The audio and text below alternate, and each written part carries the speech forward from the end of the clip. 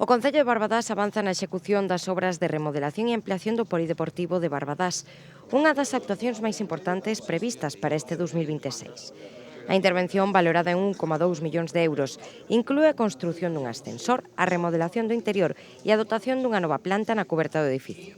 Trátase de visitar unha obra que lle foi concedida na convocatoria de proxectos estratégicos da Xunta de Galicia na súa segunda convocatoria, a do ano 25, unha importante financiación, o 50% da financiación, o resto entre a Deputación e o propio Concello cubren o 100% da financiación, e no que se trata nesta ocasión é facer unha inversión importante nun proxecto que é estratégico para Barbadás e tamén para a comarca. Un proxecto que se trataba de mellorar as instalacións existentes, además, a do gimnasio, o propio pabellón, trasladando, tendo actuacións sobre todo en accesibilidade, con un novo ascensor, tendo actuacións de eficiencia enerxética e tendo unha actuación de incrementar pois a superficie disponible para a práctica deportiva, non?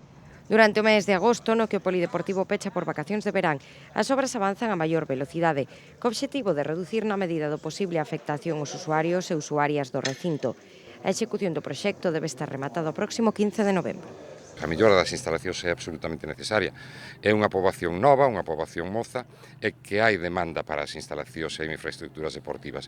Nesta instalación que aquí vemos, pois están participando prácticamente máis de 1000 persoas facendo deporte, e nós o obxectivo que temos é precisamente o do fomento do deporte.